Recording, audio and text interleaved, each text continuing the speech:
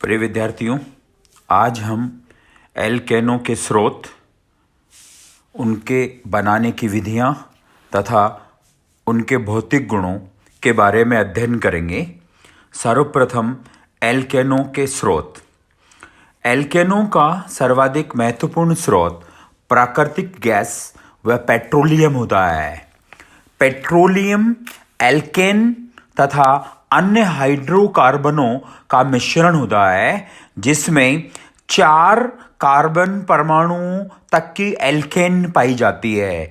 Petroleum के कुओं से प्राप्त होने वाली प्राकृतिक गैस में मेथेन, एथेन, प्रोपेन व ब्यूटेन होती है। एल्केन बनाने की विधियों में पहली विधि है वुड्स अभिक्रिया। इस विधि द्वारा निम्नतर एल्किल हैलाइड से उच्चतर एल्केन प्राप्त की जाती है। जब एल्किल हैलाइडों को शुष्क ईथर की उपस्थिति में सोडियम के साथ क्रिया कराते हैं तो उच्चतर एल्केन प्राप्त होती है। 2RX यानी 2 अणु एल्किल हैलाइड के प्लस 2Na 2 सोडियम अणु ड्राई ईथर यानी शुष्क ईथर की उपस्थिति में अभिक्रिया, तो इससे RR यानी एल्केन बनती है और 2NaX सोडियम हैलाइड के 2 अणु बनते हैं। जैसे 2 अणु मैथिल ब्रोमाइड की सोडियम धातु के साथ शुष्क ईथर में अभिक्रिया कराएं तो एथेन बनती है। यदि मैथिल ब्रोमाइड और एथिल ब्रोमाइड की वुड्स अभिक्रिया कराएं तो इससे एथेन, प्रोपेन व ब्यूटेन यानी 3 एल्केनों का मिश्रण प्राप्त होता है। आइसोप्रोपिल आयोडाइड और मैथिल आयोडाइड की सोडियम के साथ अभिक्रिया कराएं यानी वुड्स अभिक्रिया कराएं तो इससे आइसोप्रोपिल ब्यूटेन प्राप्त होती है। वुड्स अभिक्रिया में अलग अलग एल्किल हैलाइड लेने पर विभिन्न एल्केनों का मिश्रण प्राप्त होता है। जैसा कि पहले मैंने बताया कि मैथिल ब्रोमाइड व एथिल ब्रोमाइड यानी अलग अलग एल्किल हैलाइड लें तो और इनकी शुष्क ईथर की उपस्थिति में सोडियम के साथ गर्म करें तो इससे 3 एल्केनों का मिश्रण अर्थात एथेन, प्रोपेन व ब्यूटेन का मिश्रण बनता है, जिसमें सर्वाधिक प्रतिशत मात्रा प्रोपेन की होती है। क्रियाविधि यानी वुड्स अभिक्रिया की क्रियाविधि। वुड्स अभिक्रिया की 2 प्रकार की क्रियाविधि होती है। पहली है आयनिक क्रियाविधि। एल्किल हैलाइड की सोडियम धातु के साथ क्रिया होती है और इससे R-Na+ और NaX यानी सोडियम हैलाइड ये 2 अणु बनते हैं। अब R-Na+ जो आयनिक यौगिक है उसकी पुनः एल्किल हैलाइड के साथ अभिक्रिया होती है और इससे RR यानी एल्केन बनती है और सोडियम हैलाइड बनता है। दूसरी क्रियाविधि है मुक्त मूलक क्रियाविधि। एल्किल हैलाइड सोडियम मुक्त मूलक के साथ क्रिया करता है और R मुक्त मूलक बनाता है और सोडियम हैलाइड अणु बनता है। अब ऐसे 2R मुक्त मूलक आपस में मिलकर RR यानी एल्केन का निर्माण करते हैं। एल्केन बनाने की विधियों में दूसरी विधि है कोल्बे वैद्युत अपघटनी विधि। मोनोकार्बोक्सिलिक अम्ल के सोडियम व पोटेशियम लवण के जलीय विलयन का वैद्युत अपघटन करने पर एल्केन बनती है। यानी RCONA कार्बोक्सिलिक अम्ल का सोडियम लवण प्लस 2H2O यानी उसका जल में विलयन बनाएं और वैद्युत अपघटन कराएं यानी एनोड और कैथोड उसमें विलयन में रखकर और उसको बैटरी से जोड़ दें तो इससे एल्केन RR बनती है, कार्बन डाइऑक्साइड बनती है, NaOH बनता है और हाइड्रोजन गैस निकलती है। जैसे सोडियम एथॉक्साइड C2H5CONA, इसमें 3 कार्बन है और इसका जलीय विलयन लें और उसका वैद्युत अपघटन कराएं तो इससे C4H10 यानी 4 कार्बन परमाणु वाली एल्केन का निर्माण होता है। कार्बन डाइऑक्साइड, सोडियम हाइड्रोक्साइड और हाइड्रोजन भी बनते हैं। इस कोल्बे विद्युत अपघटनी विधि की क्रियाविधि में, जो क्रियाविधि है उसमें पहले जो कार्बोक्सिलिक अम्ल का सोडियम लवण लिया, जैसे सोडियम इथॉक्साइड लिया, तो इससे C2H5CO माइनस एल्कोक्साइड आयन और सोडियम आयन बनते हैं। अब एनोड जो कि धनावेशित होता है उसकी ओर एल्कोक्साइड आयन गमन करते हैं और वहां ये एक इलेक्ट्रॉन लेकर C2H5CO माइनस बनाते हैं और इससे फिर C2H5 मुक्त मूलक बनते हैं और CO2 का निष्कासन होता है।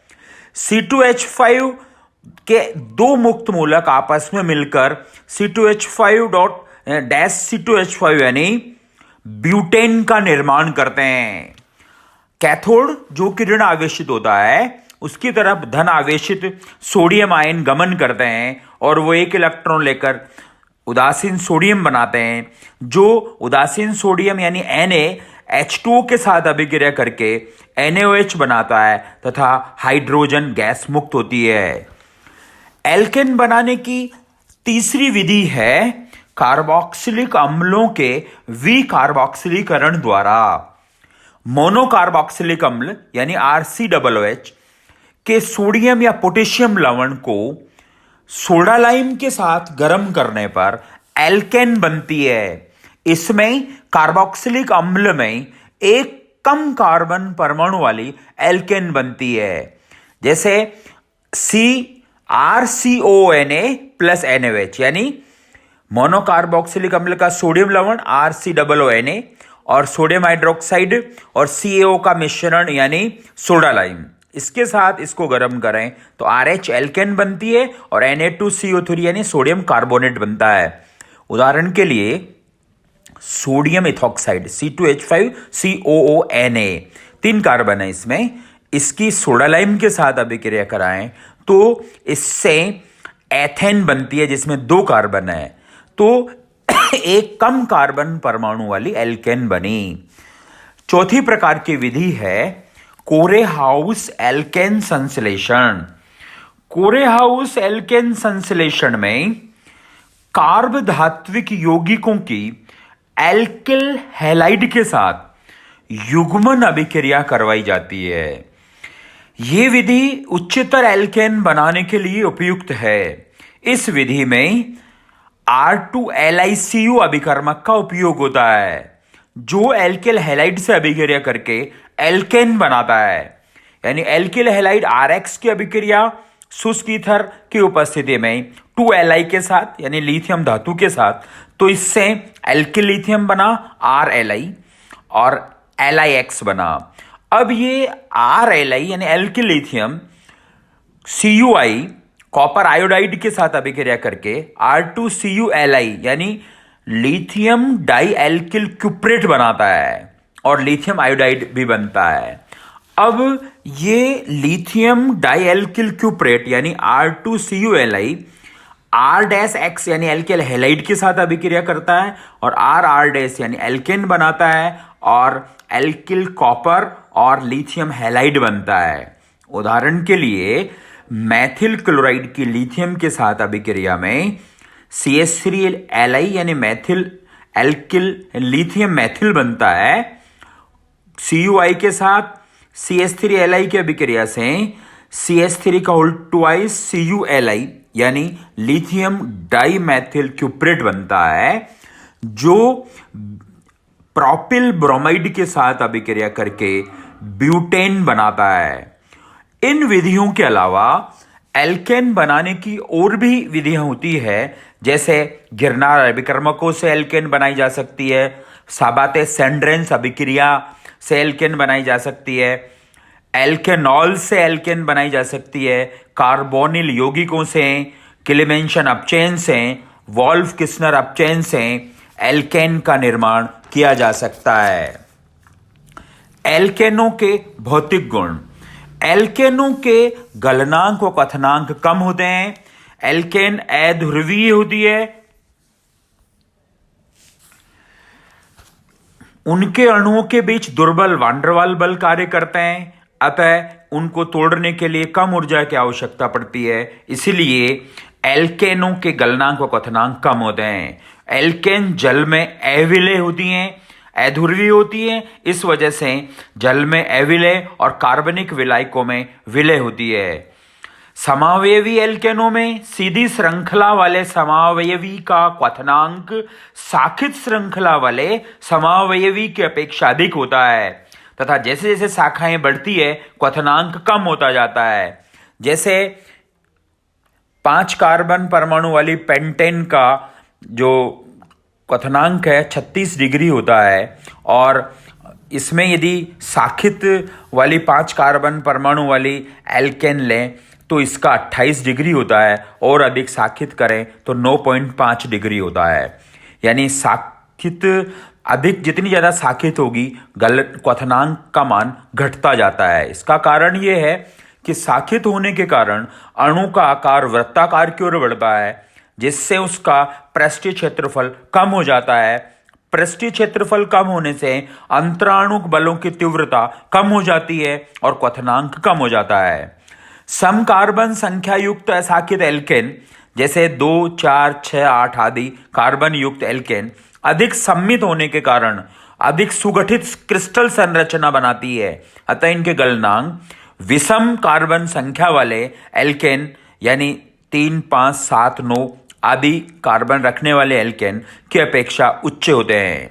जैसे 9 कार्बन परमाणु वाली और 10 कार्बन परमाणु वाली एल्केन की संरचना जो बताई गई है तो इनमें विषम संख्या वाले एल्केन में सिरे वाले मैथिल समूह कार्बन परमाणु श्रृंखला की एक ही दिशा में है, इसलिए जालक में अधिक सममिति से समायोजित नहीं हो पाते और अंतराणु का आकर्षण बल अपेक्षाकृत दुर्बल हो जाते हैं। जबकि सम कार्बन परमाणु वाले एल्केन में सिरों वाले मैथिल समूह विपरीत दिशा में होते हैं। जालक में ये अधिक व्यवस्थित रहते हैं जिससे अंतराणुक आकर्षण बल बढ़ने के कारण इनका गलनांक बढ़ जाता है। एल्केन जल की अपेक्षा हल्की होती है क्योंकि कार्बन कार्बन श्रृंखला की लंबाई बढ़ने के साथ ही एल्केनों का घनत्व भी बढ़ता है, परंतु इसका अधिकतम मान 0.8 होता है जो जल के घनत्व से कम